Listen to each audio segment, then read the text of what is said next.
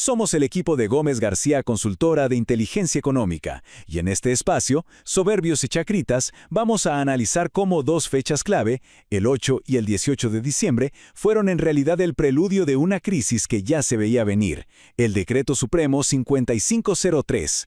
Gasolinazo es una espada de Damocles. A ver, desde el año 2010, esta amenaza ha estado ahí, pendiendo sobre la economía boliviana. Todo mundo sabe que el subsidio a los carburantes es insostenible, pero claro, nadie se atrevía a tocarlo por un miedo terrible a las consecuencias. Y entonces, de repente, en un acto que demuestra una insensibilidad social total, el gobierno decide dejar caer la espada. Y para colmo, elige el peor momento que se pueda imaginar: plenas fiestas navideñas. Una apuesta perversa, pensando que el aguinaldo iba a amortiguar el golpe.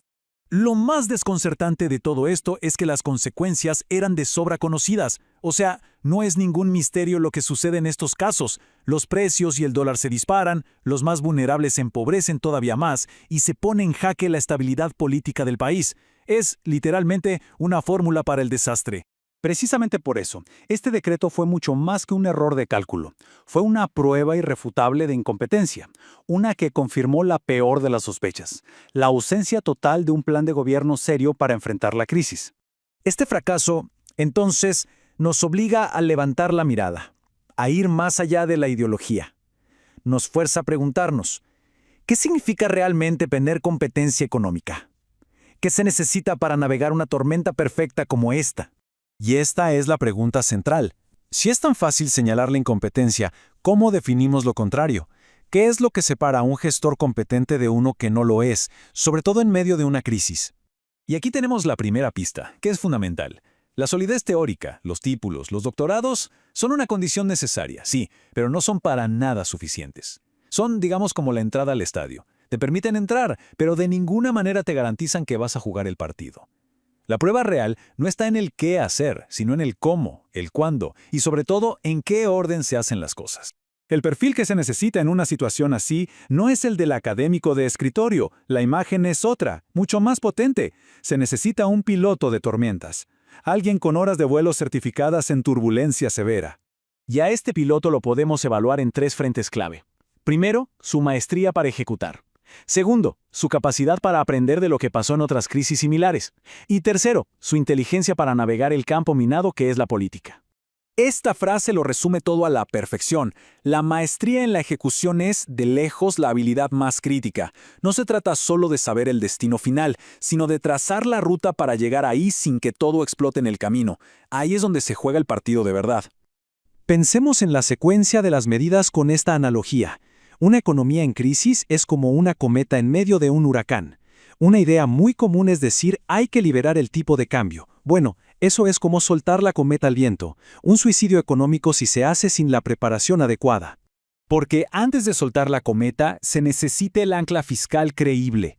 Es la mano que sujeta firmemente el hilo. Es la garantía para todos los actores de que el gobierno tiene sus cuentas en orden y no va a empezar a imprimir dinero sin control. Primero se demuestra disciplina y solo después, de forma gradual, se le da libertad al tipo de cambio. La segunda dimensión es simplemente aprender de la historia. Bolivia no es inmune a las leyes de la economía. Ignorar las lecciones de Israel en el 85 sobre cómo anclar expectativas o las de Perú en el 90 sobre el costo de un ajuste sin red social es la vía más rápida al desastre. Y finalmente, la inteligencia política. El error garrafal, el más común aquí, es el tecnicismo arrogante. Esa actitud de quien cree que con una presentación de PowerPoint llena de datos duros va a convencer a una población que le está pasando mal. Es de una ingenuidad letal. Bueno, para que esto no quede solo en teoría, usemos una herramienta práctica. Imaginemos una libreta de calificaciones, un scorecard, para ponerle puntaje a la gestión económica basándonos en estas dimensiones que vimos. Y aquí viene lo revelador, la ponderación. ¿Cuánto pesa cada habilidad? Miren, la solidez técnica, la teoría pura, apenas un 20%. La experiencia y el manejo político son más importantes, un 25% cada una. Pero el factor decisivo es otro. El 30%. El criterio con más peso de todos es la ejecución, la secuencia, el timing. La conclusión es brutalmente clara. En una crisis, la ejecución lo es todo. Todo este análisis, más que darnos respuestas definitivas, nos deja con un marco de preguntas, pero son preguntas mucho más poderosas para evaluar a quienes toman las decisiones. La invitación es a usar este filtro, a evaluar la gestión económica, la actual o la que venga, con estos criterios. ¿Qué pregunta se le haría al responsable de la economía? ¿Aprueba o reprueba el examen? En el debate público, que tan a menudo se queda atascado en la ideología, ¿se está poniendo el foco en lo que de verdad importa para salir de la tormenta? ¿Se está evaluando la capacidad real de ejecución? O, para decirlo de una forma mucho más directa, estamos perdiendo el tiempo discutiendo el color del avión mientras éste se dirige directo hacia la montaña. Una pregunta que vale la pena dejar resonando para la reflexión.